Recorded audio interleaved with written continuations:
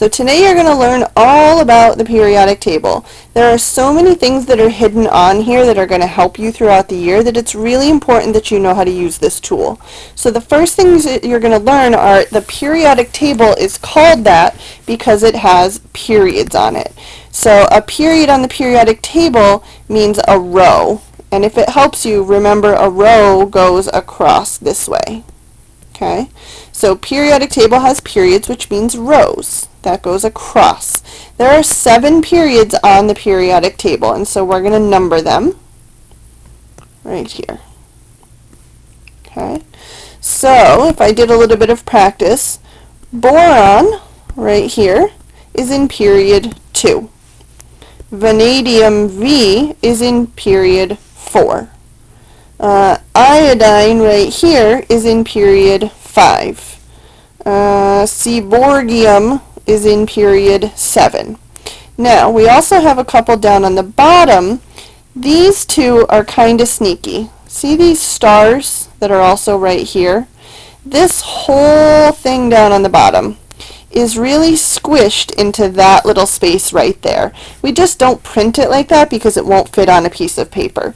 But what that means for you is that this is really period 6 and this is really period 7. Those aren't extras, they're just sneaky stuck in there. So promethium is really in period 6 and uranium is found in period 7. The other option that we have groups, which are columns. A column, remember, goes up and down. Okay. On the periodic table, they are also called families. So a group and a family means the same thing, that column up and down. So what we have are actually 18 groups all across the periodic table. So next we're going to number those.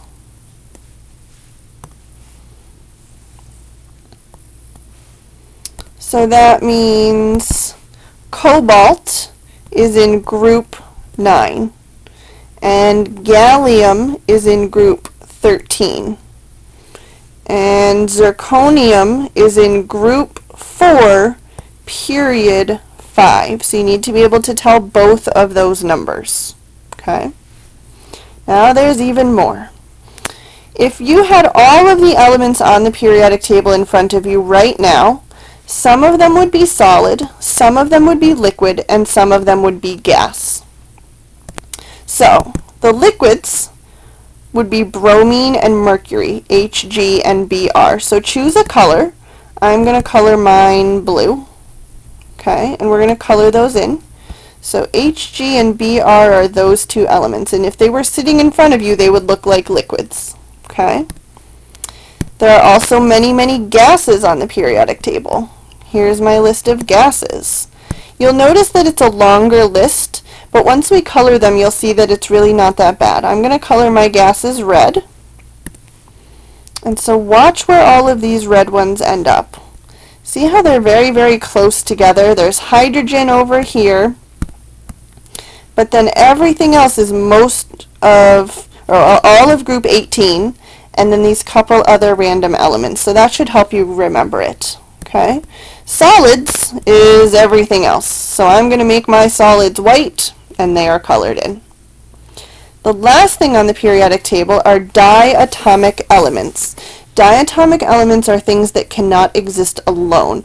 So this is like the people who can't go to the bathroom by themselves. They are diatomic. They always bring a friend along.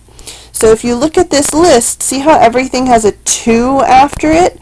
That's because you're never just going to have a single BR. They travel in pairs. So there's a couple of tricks to help you remember this rule.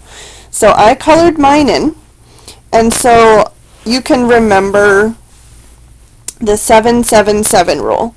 The 777 rule means you go to element number 7, you make the shape of a 7, and then you find the 7th element, which is hydrogen.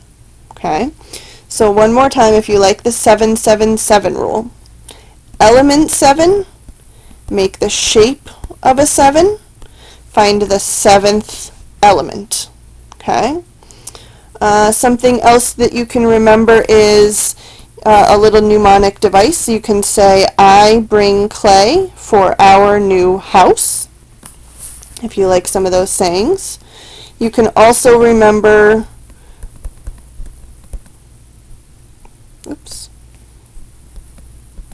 Brinkelhoff. So it rearranges that list a little bit, but there's your list. Brinkelhoff. There's all of your 777 elements. So that's what you have to memorize using whichever trick you would like. Let me know if you have any questions.